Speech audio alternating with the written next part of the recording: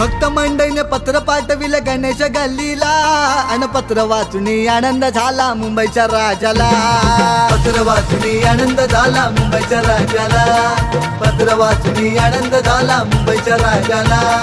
अनेक रूपे घेऊन येतो माझा गणराया. कधी विष्णू श्री कृष्ण माझा शिवशंकर भोळा.